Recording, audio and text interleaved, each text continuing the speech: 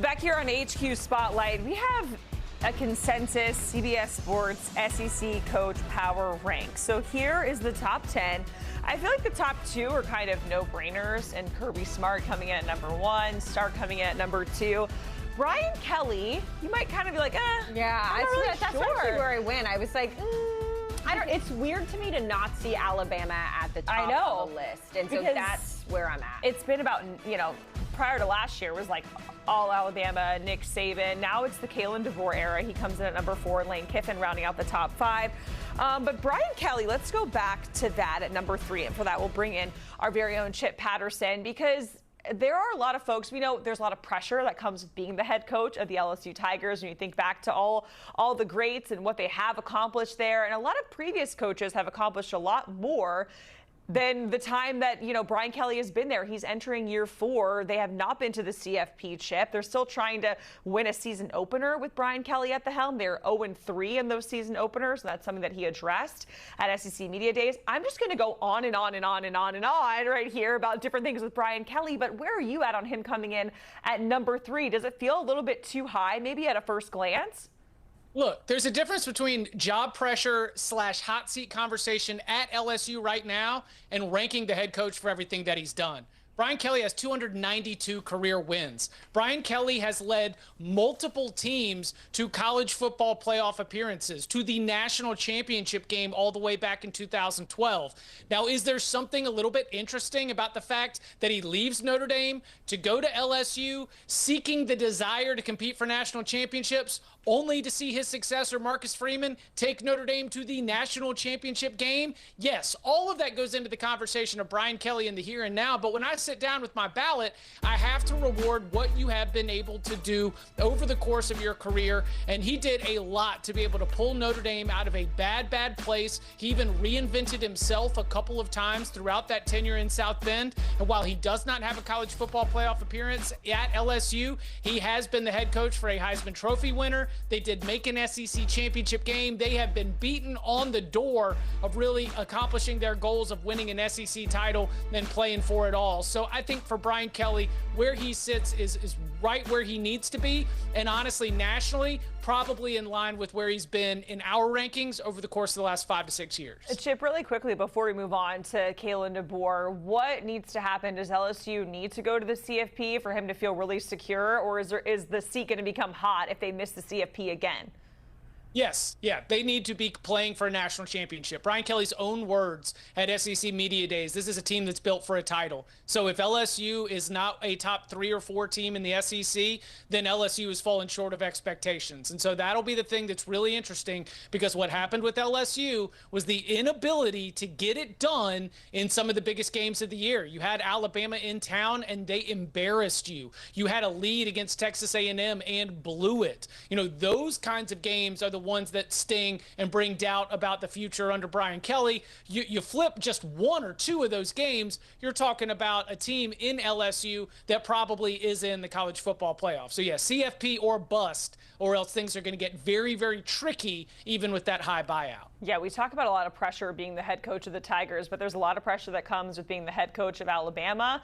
DaBoer certainly understands that. He's coming in at number 4 on these rankings here. How can he reestablish Bama as the top dog in the SEC when we're dealing with, of course, Kirby Smart and what he's built there at Georgia? And now, we now have Texas entering the conversation as of last year, who's also kind of a top dog in the conference as well.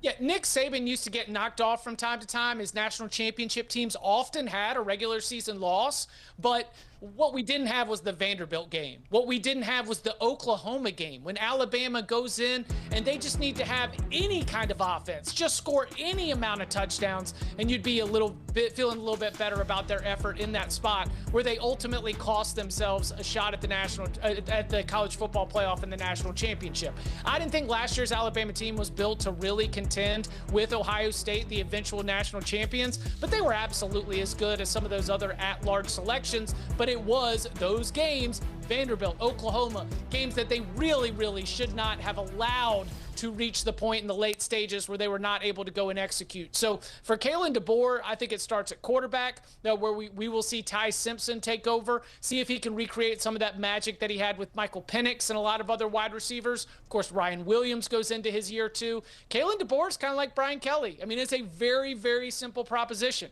Can you get your team to the big dance, into the bracket, a shot to win it all? If no, then the conversations become difficult.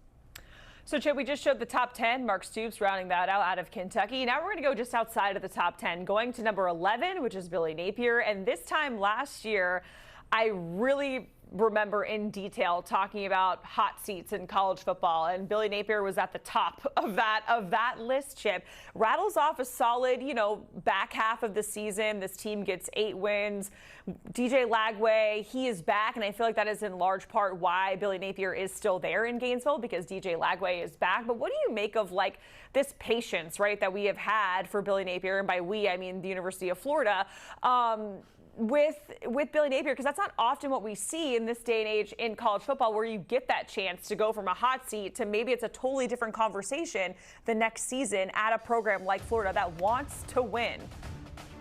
Yeah, I think that there's also some conversations to be had in the modern college football world. Would you rather fire your coach and maybe blow up the whole roster and have to go build a new one through the portal? Or, when you've got players like Florida does right now, NFL draft talent on the offensive line, on the defensive line, a potential star in DJ Lagway, instead of spending all that money to fire a coach and hire a new one and build a new roster, let's keep the band together. Let's go give this another run. The schedule is just as difficult as it was a year ago when they had one of the toughest schedules in the entire country. But you do find yourself with a little bit of confidence for the way they've been able to hold this team together, that what they did at the back half of the season does include the opportunity to carry it over into 2025. In terms of these coach rankings, when I filled out my ballot, I was looking at Billy Napier for his success at Louisiana as well. I do not think he gets passing grades for what he's done at Florida, but him keeping his job and his job security is a different question than the question we are asked, which is rank these coaches. Right. We have to remember this is about their coaching career in its totality, not just what they've done in their current position as the head coach of an SEC program. Chip, we certainly appreciate it. Talking SEC coaching power rankings here. And, of course, looking outside of the top 10, we mentioned Billy Napier at number 11, Hugh Freeze, Brent Venables, Jeff Levy all the way down to number 16. So we've talked about the teams. Now it's time to make you some money. Mackenzie Brooks joining us on the other side to talk about the teams at SEC Media Days, their best bets when you come back to Spotlight.